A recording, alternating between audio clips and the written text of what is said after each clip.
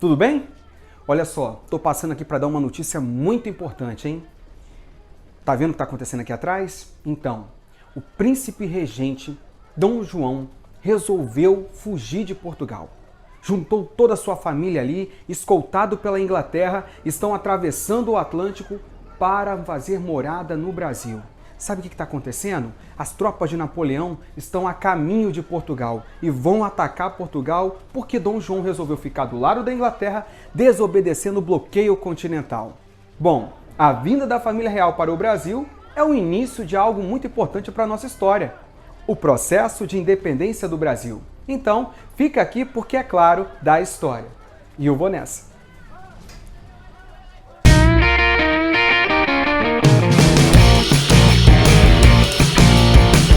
E aí, alunos, vamos então começar a nossa aula de história falando então do processo de independência do Brasil. Para que a gente possa compreender todo esse contexto e como vai ser todo esse desdobramento histórico que vai desencadear no 7 de setembro, a gente precisa primeiro analisar o que estava acontecendo lá em Portugal, especificamente, vamos colocar assim, na Europa, né, nesse contexto, e ao mesmo tempo entender quem são os protagonistas que vão desencadear esse movimento aí que a gente, né, acaba contextualizando dentro da independência do Brasil. Bom, a primeira coisa que a gente precisa analisar é a família real, né? Portugal, que era a metrópole na América Portuguesa, o Brasil, dentro do sistema colonial, naquele momento estava sendo governado pelo príncipe regente Dom João. Dom João, ele era filho de Dona Maria I, né? Dona Maria, ela estava em condições insanas, ou seja, louca, não tinha ali nenhuma condição de poder, de fato, estar à frente do governo e tomando as medidas necessárias para a manutenção tanto do reino em Portugal, Algarves, e também da América Portuguesa. E em seu lugar, então, entrou seu filho, ali o senhor Dom João, que estava na condição de príncipe regente, uma vez que a sua mãe, a rainha, estava viva ainda. Então ele não tinha ali o título de rei, né, no caso de monarca. E ele passou a assumir esse trono no ano de 1792, como vocês estão vendo aqui em nosso slide, né? Ele era casado com a espanhola Carlota Joaquina e desse casamento tinham 7 filhos. Dentre os principais que a gente vai citar aqui é Dom Miguel e Dom Pedro. Esta era a família real, a família de Bragança, a família que estava no trono português quando ocorreu, né, o contexto em que Napoleão, desde 1799, estava sob o poder da França. Napoleão ele havia entrado ali por meio do golpe do 18 Brumário, entrado como cônsul, logo em seguida foi coroado, né, ele se autocoroou enquanto imperador francês, e durante todo esse período de 1799 até 1815, Napoleão Bonaparte ele estava buscando expandir o seu poder por toda a Europa. Ele era visto como um grande general no qual o seu exército era totalmente invencível.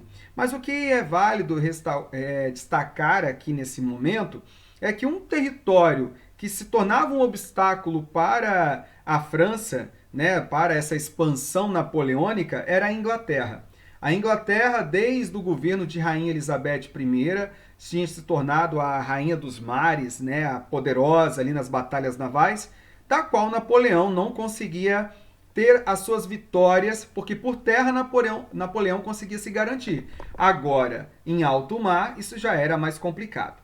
Mas dentro de toda essa situação, Napoleão ele precisava de alguma estratégia para enfraquecer os ingleses e assim aumentar ainda mais o seu poder. Ao mesmo tempo, a Inglaterra ela ficava preocupada com toda essa expansão napoleônica, essa ameaça também, e é claro, uma economia que estava crescendo e que ia disputar mercado, né, com os ingleses que já vinham aí se destacando por meio da Revolução Industrial.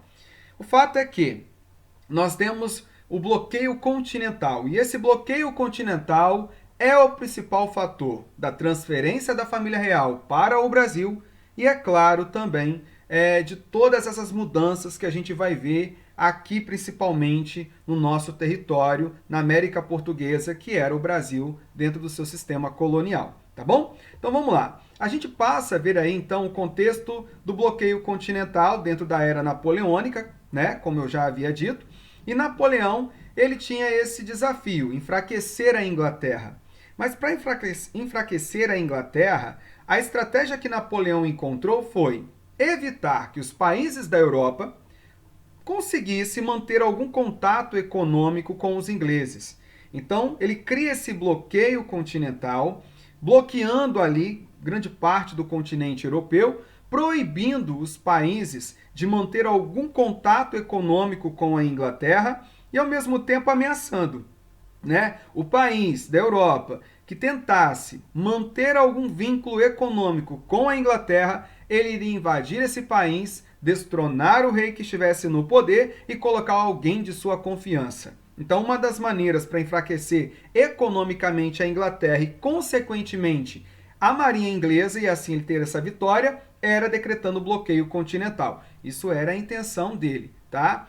Só que dentro desse cenário todo, tanto a França como a Inglaterra, como eu coloquei aí, olha, acionaram suas forças diplomáticas, né, e militares para com os países ibéricos. Quem são os países ibéricos?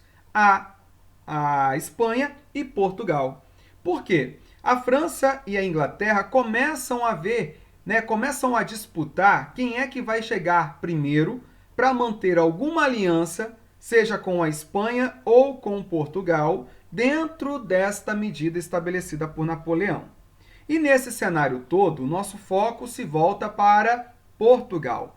Portugal que vai ter que enfrentar aí essa lei de Napoleão e se posicionar. É claro que Dom João, ele no primeiro momento ele vai buscar, né, mostrar um posicionamento, né, de neutralidade. Ele vai ganhar tempo. Essa é a ideia. Dom João está ganhando tempo ali com Napoleão Bonaparte. Por quê? Porque Portugal tinha uma situação muito delicada com a Inglaterra. Se a gente for parar para analisar, Portugal tem uma aliança com a Inglaterra que já vem de tempos. E romper com essa aliança de imediato assim não era algo tão simples, não é mesmo? Além do mais, nós temos que deixar claro que as relações econômicas entre Portugal e a Inglaterra era algo que estava ali enraizado principalmente com o Tratado de Metewan, ou Tratado de Panos e Vinhos, que foi estabelecido no ano de 1703, aonde, por exemplo, Portugal utilizou do ouro do Brasil para custear uma dívida que tinha com a Inglaterra. Um comércio em que Portugal vendia vinhos para a Inglaterra e comprava tecidos dela. Só que a dívida de Portugal foi muito maior. E para sanar essa crise, essa dependência econômica, uma das alternativas foi utilizar então o ouro tirado do Brasil. Tanto é que o nosso ouro acabou custeando a Revolução Industrial lá na Inglaterra. Mas não é só isso não, tá? Empréstimos estavam acontecendo constantemente com os bancos ingleses. Havia também uma grande dependência de Portugal para com os produtos industriais britânicos. Como eu havia dito, a questão do empréstimo, juros que chegavam aí de 6,5% a 7%. Então, essa dependência de capital inglês era algo muito forte dentro de Portugal, que levava Dom João a ficar numa saia justa ali. E aí? Eu fico do lado de Napoleão ou eu fico do lado da Inglaterra? E não só isso, tá? O comércio interno em Portugal, uma grande parte dele estava nas mãos de ingleses. Então a gente percebe que não era tão simples Dom João romper com a Inglaterra e ficar do lado de Napoleão. Embora Dom João trouxesse ali, né, como alguns historiadores gostam de destacar, que ele tinha uma figura, tinha uma personalidade muito insegura, né, na hora de tomar as decisões. Só que numa situação como essa era algo muito delicado. Mas não é só isso não.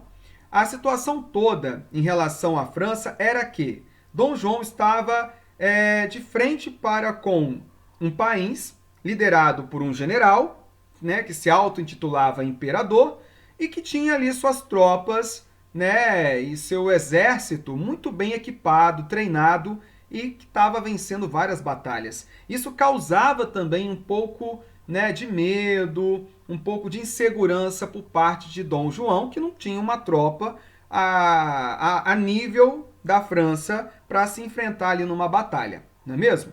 E é claro, a preocupação de Dom João também era com o seu trono, com a sua dinastia, a dinastia de Bragança, que há um tempo já estava à frente do governo de Portugal e também à frente do controle sobre a colônia que era o Brasil. Vamos lá então. Então, dentro desse cenário todo, a gente tem que destacar o seguinte: a vinda da família real para o Brasil não foi algo pensado, inédito, em 1807, quando Dom João tomou a decisão. Isso já foi pensado lá no ano de 1755, quando ocorreu um terremoto em Lisboa, tá? E houve uma possibilidade da corte atravessar o Atlântico e vir morar na sua colônia aqui no Brasil.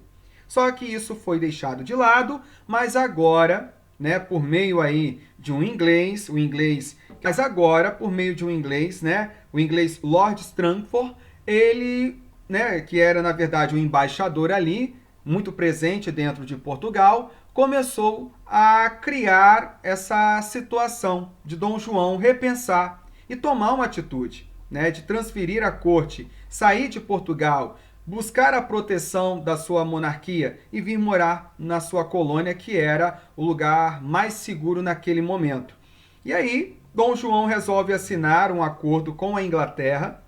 Esse acordo é um acordo por debaixo dos panos, a gente vai chamar isso de convenção secreta, e ele estabelece algumas cláusulas aí, né, dentro dessa convenção, como está na tela e vocês estão me acompanhando. Olha, transferência da monarquia, né, para o Brasil. Então estava ali estabelecido que a monarquia ia mudar para o Brasil. Outro ponto, a entrega da esquadra portuguesa à Inglaterra. Além do mais, concessão de um porto livre, né, que as alfândegas, principalmente aqui no Brasil, pudessem estar abertas para receber navios ingleses com os seus produtos. E é claro, né, gente, a Inglaterra também tinha interesse econômico, e esse interesse econômico constava ali na assinatura de tratados comerciais.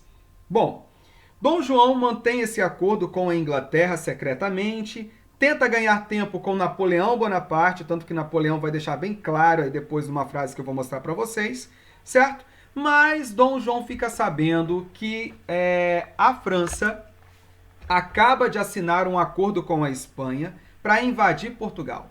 O Tratado de Fontainebleau, um tratado no qual as tropas iriam usar a Espanha como caminho para atacar Portugal e assim, é claro, conseguir tirar Dom João do trono do poder, já que supostamente Dom João demonstrava mais simpatia com os ingleses do que com as medidas de Napoleão Bonaparte. Quando Dom João fica sabendo que, né, foi tomada essa decisão, no dia 29 de novembro, então, a família real vai fugir, vai atravessar o Atlântico e vir se buscar proteção aqui no Brasil, né, e aonde vai se tornar a sede do reino, aonde Dom João vai começar uma nova etapa administrativa, política, e para nós aqui, grandes mudanças irão acontecer. Então, essa é a fuga da família real, né? A transferência da corte acontece numa madrugada, de uma hora para outra. Os portos, né,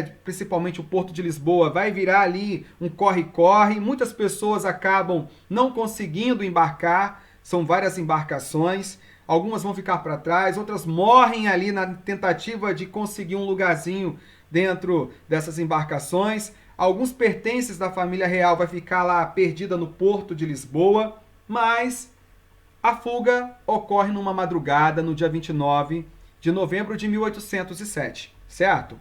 Então, temos aí a frase de Napoleão Bonaparte: o único a me tapear em todos os tempos. E foi Dom João que ganhou o tempo, negociando com a Inglaterra, para conseguir ter tudo certinho e fazer aí essa transferência, conseguir se livrar das tropas napoleônicas e proteger, é claro, a dinastia de Bragança. Vamos lá então. Essa fuga, como eu havia dito, foi uma tensão, foi correria, foi disputa por lugares dentro dos navios, certo? Foram em torno de 36 embarcações que vão atravessar o Atlântico, um total de 15 mil pessoas, tá? Lembrando que a família real foi toda distribuída em várias embarcações. É estratégico isso, porque se de repente uma dessas embarcações resolvesse naufragar, nós tínhamos ali alguém vivo da família para continuar o trono, certo? Outro detalhe, no dia 4 de dezembro, então, as tropas, né, francesas já estavam invadindo Portugal, vai ter uma resistência por parte da população que ficou para trás, né, mas os franceses vão dominar todo o território. Enquanto isso, no Atlântico, em torno de 54 dias aproximadamente, a família vai enfrentar tempestades, ventanias e, é claro, também uma epidemia de piolho que as mulheres vão ter que raspar a cabeça, untar com banha de porco, colocar um turbante ali, tanto que quando chega em Salvador, as mulheres de Salvador, da Bahia, acham que aquilo ali é a última moda em Portugal, então o que vai dar de mulher querendo raspar a cabeça, enfim, não se discute. Um detalhe, em janeiro, perdão, de 1808, a embarcação de Dom João atraca no porto de Salvador, enquanto um grupo, né, outras embarcações vão seguir para o Rio de Janeiro. Ali em Salvador, ali na Bahia, né, vai ser feito um momento para recepcionar o rei Dom João, né, para poder de fato acolher toda essa mudança. E ao mesmo tempo a gente tem que destacar o seguinte: o que representou toda essa transferência? Bom, gente, é importante destacar que para Portugal, transferir a família real para o Brasil era uma maneira da gente proteger a Casa de Bragança e eles continuarem no poder, certo? E para o Brasil, o significado dessa transferência é que agora o que a colônia se torna a sede da monarquia, vou falar colônia porque ainda não fomos elevados a Reino Unido, e também é ali a porta de entrada para um movimento maior que vai desencadear na nossa independência. Lembrando que a nossa independência já estava sendo discutida, já foi pauta de outros movimentos, que a gente chama de movimentos separatistas, que ocorreram no século XVIII, como a Inconfidência Mineira e a Conjuração Baiana. Só que agora, com a transferência da família real, a gente pode perceber que o Brasil não será mais o mesmo, certo?